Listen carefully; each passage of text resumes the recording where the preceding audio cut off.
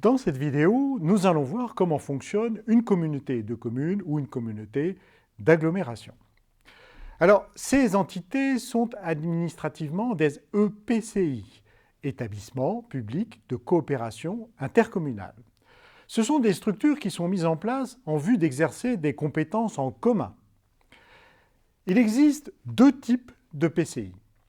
Ceux sans fiscalité propre. Leurs ressources proviennent essentiellement de cotisations des communes membres. Ce sont par exemple des syndicats de communes, des établissements publics territoriaux. Et ceux qui ont une fiscalité propre et peuvent prélever des impôts sous forme de fiscalité additionnelle à celle perçue par les communes ou à la place des communes. Ce sont par exemple les communautés de communes, les communautés urbaines, les métropoles. En France, il existe au total environ 10 000 EPCI, dont 1 250 sont à fiscalité propre. Regardons plus précisément les communautés de communes et les communautés d'agglomération. Alors, la loi précise à la fois les exigences pour pouvoir créer de telles communautés et la liste des compétences obligatoires et facultatives associées. Premières exigences, géographiques et démographiques. Une communauté de communes regroupe plusieurs communes, doit être d'un seul tenant et sans enclave intérieure à son territoire. Une communauté d'agglomération doit respecter les exigences d'une communauté de communes, mais en plus, elle doit avoir au moins 50 000 habitants et posséder au moins une commune de plus de 15 000 habitants. Seconde exigence, le Code des collectivités définit des compétences obligatoires en fonction de la nature de la communauté.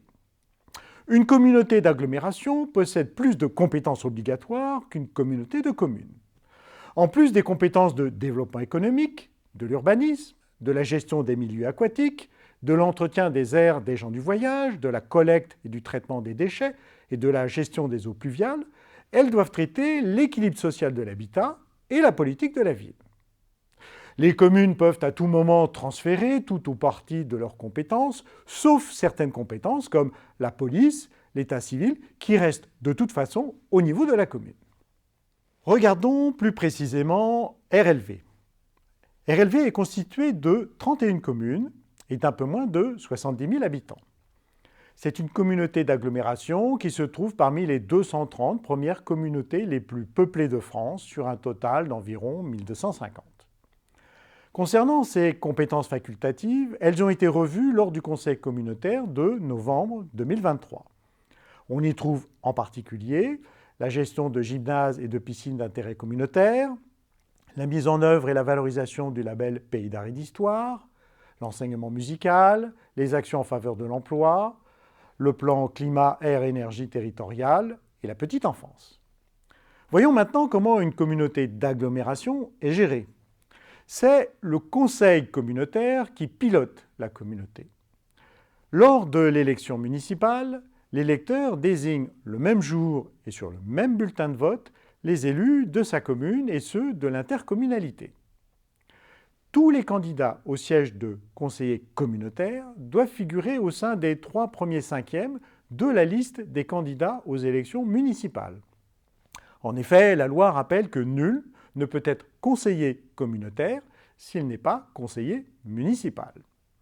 Pour les communes de plus de 1000 habitants, sur le même bulletin figurent donc à la fois les candidats du conseil municipal et ceux du conseil communautaire. Les électeurs votent donc avec un seul bulletin qui comprend 2 types de candidats.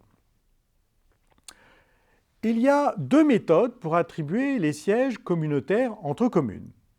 Alors, sans rentrer dans le détail, retenons que cela consiste en général à répartir les sièges en se rapprochant d'un calcul proportionnel à la population de chaque commune, mais en assurant l'attribution d'au moins un siège à chaque commune. La répartition des sièges au sein d'une commune se fait selon les règles du scrutin proportionnel de liste, avec prime majoritaire pour la liste arrivée en tête.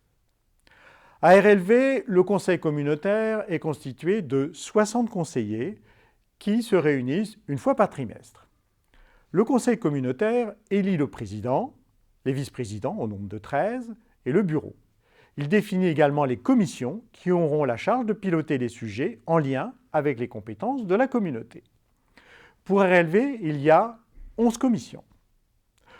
En conclusion, il faut retenir que la communauté d'agglomération joue un rôle essentiel sur les questions économiques, environnementales, mobilité et habitat. Une commune comme Riom a donc tout intérêt à être présente, voire présider les commissions en question.